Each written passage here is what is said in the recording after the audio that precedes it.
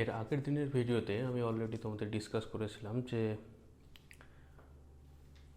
Electric sell কি, কত ধরনের ইলেকট্রিক সেল হয় এবং ইলেকট্রিক সেলের বিভিন্ন রকম ধর্ম বলেছিলাম, তাদের ব্যবহার বলেছিলাম, ইলেকট্রিক সেল কত রকমের শেপের হয় সেগুলো বলেছিলাম যে ইলেকট্রিক সেলের কাজ হলো আমাদেরকে পোটেনশিয়াল ডিফারেন্স সাপ্লাই করা। কারণ হলো কি, পোটেনশিয়াল ডিফারেন্স ছাড়া কোনো মতেই কারেন্ট পাওয়া সম্ভব না। অর্থাৎ পোটেনশিয়াল ডিফারেন্স থাকলেই কারেন্ট পাওয়া সম্ভব। তাহলে যে টার্মটা ইউজ করছি আমরা বারবারে, কারেন্ট, তাহলে কারেন্ট জিনিসটা কি? What is current? Current Bangla হচ্ছে তড়িৎ প্রবাহ। প্রবাহ, এই কারেন্ট বা তড়িৎ প্রবাহ কাকে বলে? প্রবাহ শুনে বুঝতে পারছো কিছুটির কোনো কি জারি হোক কী হবে? প্রবাহ, মানে এক জায়গা থেকে অন্য জায়গায় যাবে। তড়িৎ প্রবাহ মানে বুঝতে, তাহলে তার মানে কি, তড়িৎ প্রবাহ মানে তড়িতের প্রবাহ হবে। এবার কথা হলো তড়িৎকে প্রবাহন করে কে? তড়িৎকে পরিবহন করার জন্য পরিবহন করতে পারে কি দুজন, এক হলো কি আয়ন আর একটা হলো কি ইলেকট্রন। অবশ্য তোমরা উঁচু ক্লাসে পড়বে যে আয়ন ইলেকট্রন ছাড়াও একজন তড়িৎ প্রবহন করতে পারে, সেটা হলো হোল। কিন্তু তোমাদের এখনকার কনসেপ্ট অনুযায়ী তোমরা এটুকুই মনে রাখো, তড়িৎ পরিবহন করে শুধুমাত্র ইলেকট্রন। তাহলে তড়িৎ প্রবাহ মানে কি? ইলেকট্রনের প্রবাহ। তাহলে ইলেকট্রনের প্রবাহ যদি হয় তবেই আমরা বলবো যে তড়িৎ প্রবাহ হচ্ছে। এবার কথা হলো ইলেকট্রনের প্রবাহ তো এমনিতে হবে না। কোনো পরিবাহের মধ্য দিয়ে ইলেকট্রনের প্রবাহ এমনিতে হবে? ধরো আমি যদি এইটার কথা বলি, ধরো এখানে আমার কাছে একটা পরিবাহী আছে, তোমরা দেখতে পাচ্ছ কিনা, সবই দেখতে পাচ্ছ, খুব পাতলা একটা পরিবাহী আছে আমার কাছে। এই পরিবাহীর মধ্য দিয়ে কোনো মতে এইভাবে যদি আমি এটাকে ফেলে রেখে দিই, এর মধ্যে কি মুক্ত ইলেকট্রন নেই? এর মধ্যে অসীম সংখ্যক মুক্ত ইলেকট্রন আছে।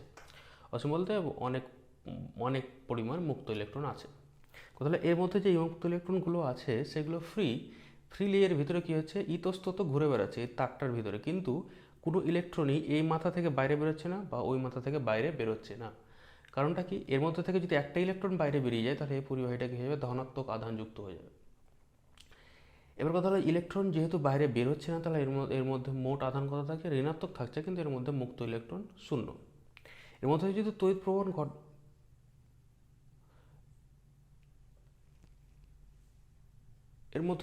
এর মধ্য দিয়ে যদি তড়িৎ প্রবহন আমাকে করাতে হয় তাহলে আমার কি দরকার? অবশ্যই বিভব প্রভেদ দরকার। মানে এই প্রান্ত এবং ওই প্রান্তের মধ্যে, এই পরিবাহীর এই মাথা এবং ওই মাথার মধ্যে একটা বিভব পার্থক্য আমাকে অ্যাপ্লাই করতে হবে। ফলে কী হবে? এর মধ্য দিয়ে তড়িৎ প্রবাহ হবে। যদি বিভব প্রভেদ আমি অ্যাপ্লাই না করি তাহলে এর মধ্যে দিয়ে ইলেকট্রনগুলো ইতস্তত ঘুরে বেরোবে, কিন্তু কোনো ইলেকট্রনই এই পরিবাহী থেকে বাইরে বেরোবে না। এবার কথা হলো যে এর মধ্যে তাহলে কি অসীম সংখ্যক ইলেকট্রন আছে। তাহলে আমি যদি এটাকে এভাবে ভাবি আমার বোঝার সুবিধার্থে, সেটা ধরলাম যে এটা একটা আমাদের পরিবাহী তার, এর মধ্যে কি আছে? অসীম সংখ্যক মুক্ত ইলেকট্রন আছে। এবার কথা হলো মুক্ত ইলেকট্রন তো এমনিতে ঘুরে বেড়াবে না, ইতস্তত ঘুরে বেড়াবে।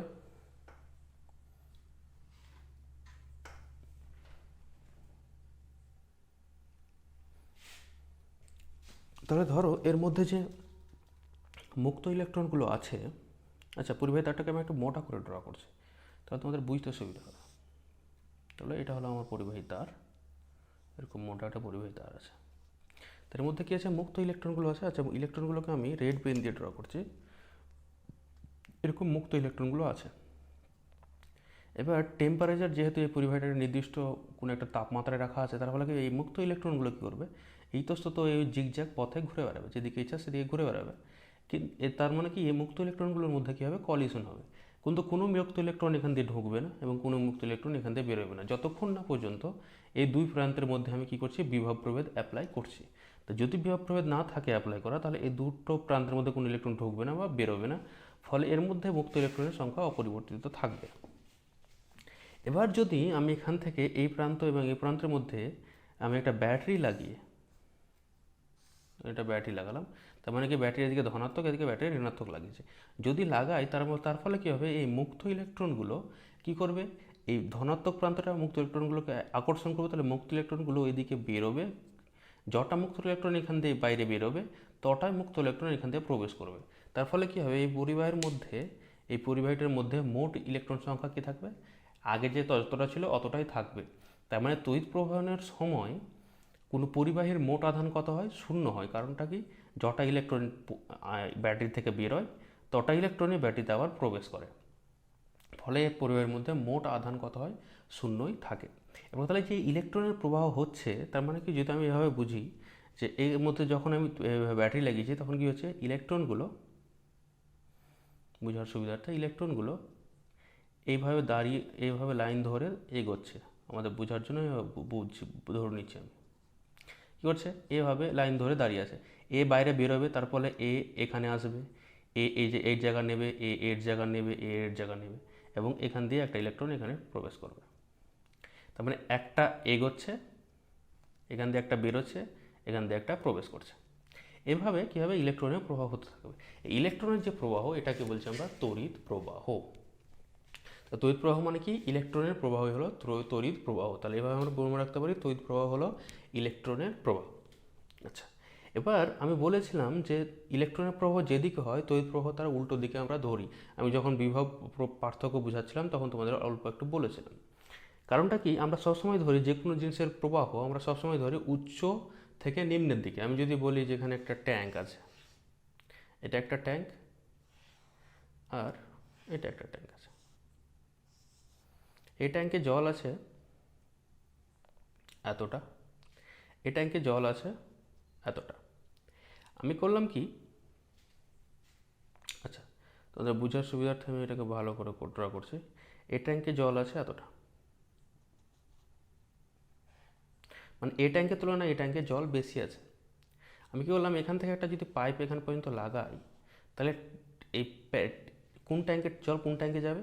এটা ট্যাঙ্কের নাম দিলাম এ, এই ট্যাঙ্কের নাম দিলাম বি। তাহলে এই ট্যাঙ্কের জল বি ট্যাঙ্কে যাবে। কারণটা কি? এই দুটোর মধ্যে কিসের পার্থক্য আছে? উচ্চতার পার্থক্য আছে।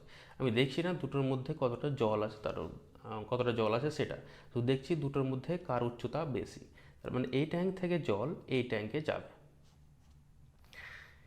সেরকমই, তার মানে কি, এই ট্যাঙ্কের বিভব বেশি, এই ট্যাঙ্কের বিভব কম আমরা ধরতে পারি। সেরকমই আমরা ধরে নিই। আর তাছাড়াও উদাহরণ দিতে পারি। ধরো একটা বস্তুর তাপমাত্রা আছে 50 ডিগ্রি সেলসিয়াস, একটা বস্তুর তাপমাত্রা আছে 40 ডিগ্রি সেলসিয়াস। আমি যদি বলি যে এই দুটো বস্তুকে পরস্পরের সংস্পর্শে রাখলে কোনটা বস্তু থেকে কোনটা বস্তুতে তাপ যাবে, তো তুমি বলবে কি, এই বস্তু থেকে এই বস্তুতে তাপ যাবে। কারণটা কি? এই বস্তুর তাপমাত্রা বেশি, এই বস্তুর তাপমাত্রা কম। তার মানে তাপের প্রবাহ এদিক থেকে এদিকে হবে। তাহলে আমরা সর্বদা কি ধরে নিই, যে কোনো জিনিসের প্রবাহ উচ্চ থেকে নিম্নের দিকে যায়। সেই জন্যই, সেটার সাথে সামঞ্জস্য রাখার জন্যই আমরা ধরে নিই যে তড়িৎ প্রবাহ ও উচ্চ বিভব থেকে নিম্ন বিভবের দিকে হয়। তাহলে তড়িৎ প্রবাহ হচ্ছে কোন দিকে? তড়িৎ প্রবাহের দিক হচ্ছে আমার এই দিক থেকে এই দিকে, কিন্তু ইলেকট্রনের প্রবাহ হচ্ছে উল্টো দিকে। তার মানে কি, এখানে দুটো জিনিস শিখছি। এক নম্বর যেটা শিখছি সেটা হচ্ছে কি, তড়িৎ প্রবাহ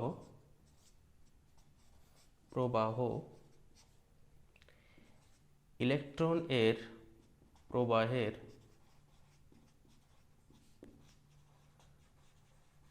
বিপরীত দিকে ঘটে। আর 2 নম্বর হচ্ছে তড়িৎ প্রবাহ উচ্চ বিভব থেকে নিম্ন বিভবের দিকে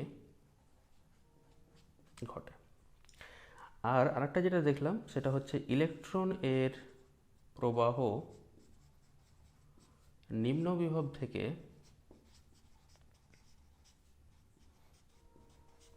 উচ্চ বিভবের দিকে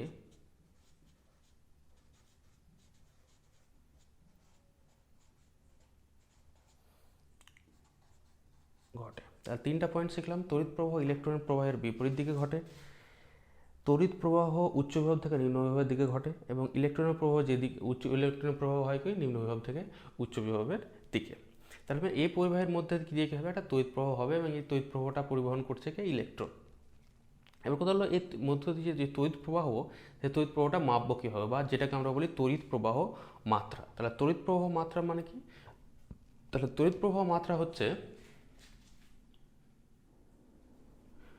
তড়িৎ প্রবাহ মাত্রা যেটা বলছিলাম, তড়িৎ প্রবাহ মাত্রা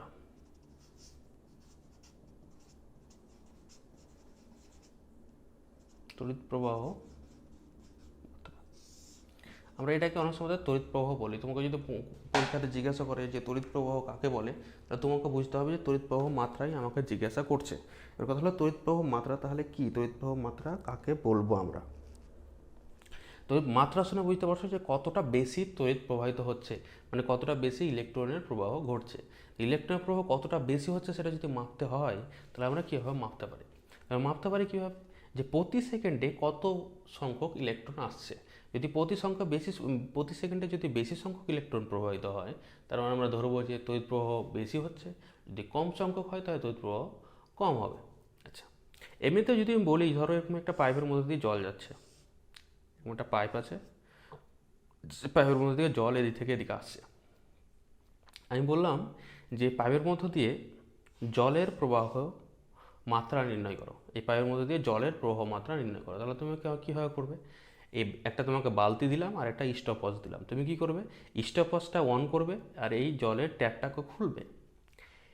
তুমি ধরো 5 সেকেন্ড ধরে জল ভরলে, T is equal to 5 second. 5 second ধরে জল ভরে তুমি দেখলে এর মধ্যে যে পরিমাণ জল জমেছে সেটার আয়তন হলো 5 লিটার।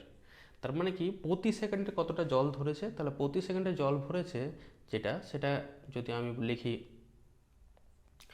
প্রতি সেকেন্ডে যে পরিমাণ জল ধরেছে সেটা যদি আমি বলি জলের প্রবাহ,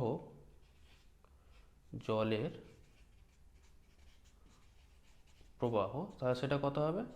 5 মানে আয়তন প্রতি সেকেন্ডে, মানে জল কতটা ভরেছে বাই সময়। তাহলে জল ভরেছে কত? 5 লিটার, কতক্ষণে? 5 সেকেন্ডে। তার মানে হচ্ছে 5 লিটার পার সেকেন্ড। তার মানে প্রতি সেকেন্ডে জল ভরছে কত, 5 কেন হবে? 1 লিটার পার সেকেন্ড। তাহলে প্রতি সেকেন্ডে জল ভরছে 1 লিটার প্রতি সেকেন্ডে। একরকমভাবে তাহলে ইলেকট্রনের তড়িৎ প্রবাহ মাত্রা, তড়িৎ প্রবাহ মানে কি? জলের তড়িৎ প্রবাহ মাত্রা তো আর জলের প্রবাহ না, তড়িৎ প্রবাহ মানে হচ্ছে ইলেকট্রনের বা আধানের প্রবাহ। তাহলে তড়িৎ প্রবাহকে যদি আমি মাপতে হয় তাহলে তড়িৎ প্রবাহকে আমরা কীভাবে মাপবো? ধরো টি সময় ধরে প্রবাহিত হচ্ছে, তাহলে টি সময় ধরে যদি কিউ পরিমাণ আধান প্রবাহিত হয় তাহলে তড়িৎ প্রবাহ মাত্রা কত? I equals to Q by T. এটা খুব ইম্পর্টেন্ট রিলেশন, তোমাদের এটা মুখস্থ করা যায়। তাহলে আই ইকুয়াল টু কত? Q by T. তাহলে তড়িৎ প্রবাহ মাত্রা I equals to Q by T. তাহলে এটাকে আমরা বলছি তড়িৎ প্রবাহ মাত্রা। তাহলে তড়িৎ প্রবাহ মাত্রা সংজ্ঞা কি লিখতে পারি? তো দেখো যে কোনো সংজ্ঞার ক্ষেত্রে যখন যেটা নিচে থাকে সেটাকে আমরা বলি একক। তাহলে আমি কি লিখতে পারি? একক সময়ে যে পরিমাণ আধান প্রবাহিত হয় তাকে বলা হয় তড়িৎ প্রবাহ মাত্রা। তাহলে একক সময়ে যে পরিমাণ আধান প্রবাহিত হয় তাকে বলা হয় তড়িৎ প্রবাহ মাত্রা। তা তড়িৎ প্রবাহ মাত্রার সংজ্ঞাটা লিখে নাও। তাহলে তড়িৎ প্রবাহ মাত্রার সংজ্ঞা কি লিখতে পারি? তাহলে তড়িৎ প্রবাহ বা তড়িৎ প্রবাহ মাত্রা। তোমাকে যদি পরীক্ষাতে জিজ্ঞাসা করে যে তড়িৎ প্রবাহ কাকে বলে, তবুও এই সংজ্ঞাটাই লিখবো। আর যদি তোমাকে জিজ্ঞাসা করে যে তড়িৎ প্রবাহ মাত্রা কাকে বলে, তবুও এই সংজ্ঞাটাই লিখবো। তাহলে তড়িৎ প্রবাহ মাত্রা কাকে লিখবো? একক সময়ে যে পরিমাণ আধান প্রবাহিত হয় তাকে তড়িৎ প্রবাহ মাত্রা বলে। এটাকে এভাবেও সংজ্ঞা লিখতে পারো, সময়ের সাপেক্ষে আধানের পরিমাণকে তড়িৎ প্রবাহ মাত্রা বলে, এটাও লিখতে পারো। আধানের প্রবাহের হারকে তড়িৎ প্রবাহ মাত্রা বলে, এটাও লিখতে পারো। তাহলে আধানের প্রবাহের হারকেও তড়িৎ প্রবাহ মাত্রা বলে, এটা লিখতে পারো। একক সময়ে যে পরিমাণ আধান প্রবাহিত হয় তাকেও তড়িৎ প্রবাহ মাত্রা বলে, সেটাও লিখতে পারো। এবার কিন্তু কখনো এরকম ভুল করে লিখবে না সময়ের সাপেক্ষে আধান প্রবাহের হারকে তড়িৎ প্রবাহ মাত্রা বলে। সময়ের সাপেক্ষে বলা মানে হলো টাইম দিয়ে ভাগ, তার জন্য বলবে না সময়ের সাপেক্ষে আধান প্রবাহের হারকে। হার যদি বলো তাহলে সময়ের সাপেক্ষে বলবে না, আর সময়ের সাপেক্ষে বললে হার বলবে না। তাহলে সবচেয়ে ভালো ওয়ে আমি যেটা লিখে দিলাম এটাই লিখে নিবে। তাহলে তড়িৎ প্রবাহ মাত্রা কি? একক সময়ে যে পরিমাণ আধান প্রবাহিত হয় তাকে তড়িৎ প্রবাহ মাত্রা বলে। তাহলে তড়িৎ প্রবাহ মাত্রা হলো, এরকম তড়িৎ প্রবাহ মাত্রার একক ও মাত্রা কত হবে? তাহলে একক কী হবে? একক তোমরা যে 7টা মৌলিক রাশি পড়েছো তার মধ্যে তড়িৎ প্রবাহ মাত্রাও পড়ে। তাহলে তড়িৎ প্রবাহ মাত্রার একক কী হয়?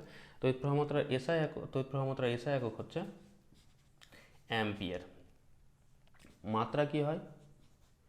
মাত্রা হচ্ছে ক্যাপিটাল আই দিয়ে লিখে, আর কিছু কিছু বইতে এটাকে ক্যাপিটাল এ দিয়েও লিখে। তাহলে মাত্রা গেল আর একক গেল। তড়িৎ প্রবাহ মাত্রা কাকে বলে সে সংজ্ঞাটা জানলাম। তাহলে তড়িৎ প্রবাহ মাত্রা কি সেটার সংজ্ঞাটা পড়বে, একক পড়বে, মাত্রা পড়বে।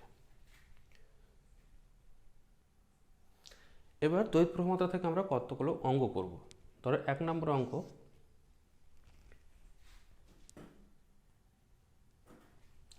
দেখো তোমাদের সামনে আমি 3টা প্রবলেম লিখলাম। 1 নম্বর প্রবলেম কি লিখেছি? 1 নম্বর প্রবলেম লিখেছি 5 সেকেন্ড সময়ে কোনো পরিবাহীর মধ্য দিয়ে 10 কুলম আধান প্রবাহিত হলে তড়িৎ প্রবাহ মাত্রা নির্ণয় করো। তাহলে 1 নম্বর প্রবলেমটা যদি অ্যান্সার করি, তাহলে 1 নম্বর প্রবলেমে কী কী ডাটা দেওয়া আছে? প্রথম দেওয়া আছে টাইম, কতক্ষণ দেওয়া আছে? 5 সেকেন্ড। কী হচ্ছে? প্রবাহিত আধান মানে কী বলেছে আমাকে? কিউ বলেছে, কিউ এর ভ্যালু কত বলেছে? 10 কুলম। তাহলে আমাকে বের করতে বলেছে তড়িৎ প্রবাহ মাত্রা মান নির্ণয় করো। তাহলে আই সমান আমাকে বের করতে হবে। তাহলে আমরা কি জানি? আমরা জানি আই সমান হচ্ছে কিউ বাই টি। তাহলে কিউ এর মান আমাকে বলে দিয়েছে, কিউ এর মান হচ্ছে 10 আর টি এর মান হচ্ছে 5। তাহলে হচ্ছে আমার 10/5 মানে হচ্ছে 2। তাহলে 10/5 2, তাহলে 2 অ্যাম্পিয়ার। তাহলে তড়িৎ প্রবাহ মাত্রা কত হলো? 2 অ্যাম্পিয়ার হয়ে গেল 1 নম্বর অঙ্ক। 2 নম্বর অঙ্ক তাহলে কি বলেছে? 2 নম্বর অঙ্কটাতে দেখো বলেছে 10 সেকেন্ড সময়, তার মানে আমাকে টি বলে দিয়েছে, টি ইজ ইকাল টু 10 সেকেন্ড সময় ধরে 5 অ্যাম্পিয়ার তড়িৎ প্রবাহ হলে, তাহলে আমাকে বলে দিয়েছে আই এর ভ্যালু বলে দিয়েছে, সেটা হলো 5 অ্যাম্পিয়ার। ওই সময়ের মধ্যে প্রবাহিত আধানের পরিমাণ নির্ণয় করো। তাহলে প্রবাহিত আধান বের করতে বলেছে আমাকে, কী বের করতে বলেছে? কিউ সমান কত হবে সেটা। তাহলে আমরা জানি কি I equals to Q by T. তাহলে or Q is equal to কত? I into T. তাহলে ভ্যালু পুট করে দাও। আয়ের ভ্যালু কত বলেছে আমাকে? আয়ের ভ্যালু বলেছে 5 আর টি এর ভ্যালু বলেছে 10। তাহলে হচ্ছে 5 10-এ কত হচ্ছে? 15। কত হবে বলো? একক কী হবে? কুলম। যেহেতু আধান, তাহলে আধান একক হচ্ছে কুলম। 3 নম্বর প্রবলেমে দেখা বলেছে 2 অ্যাম্পিয়ার তড়িৎ প্রবাহ যুক্ত কোনো পরিবাহীকে, তাহলে আমাকে আয়ের ভ্যালু বলে দিয়েছে, সেটা হলো 2 অ্যাম্পিয়ার। কোনো পরিবাহীকে এত স্ট্যাট কুলম, তাহলে কিউ এর ভ্যালু বলে দিয়েছে, সেটা হচ্ছে 3 × 10⁻10 স্ট্যাট কুলম। আধান পরিবহন করতে কত সময় প্রয়োজন? কত সময় লাগবে আমাকে তো আধান পরিবহনটা করতে? তাহলে টি সমান আমাকে বের করতে হবে। কিন্তু এই প্রবলেমটাতে যেটা অসুবিধা হচ্ছে আমাদের,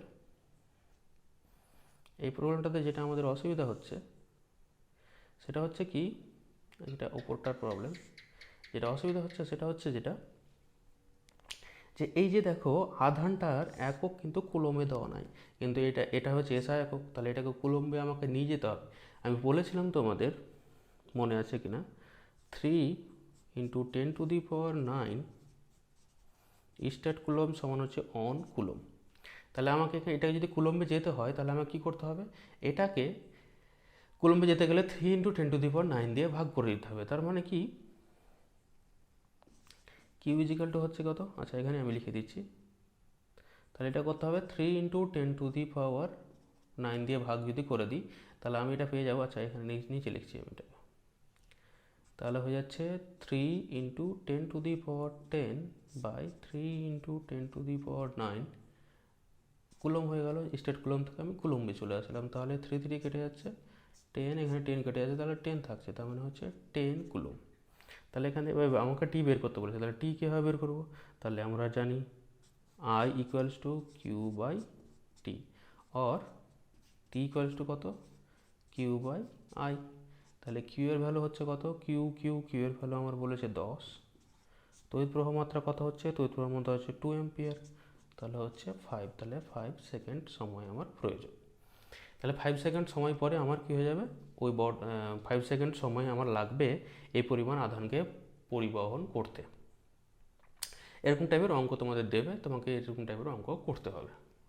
থ্যাংক ইউ। এরপরে যেটা করব সেটা হচ্ছে ওহমস ল।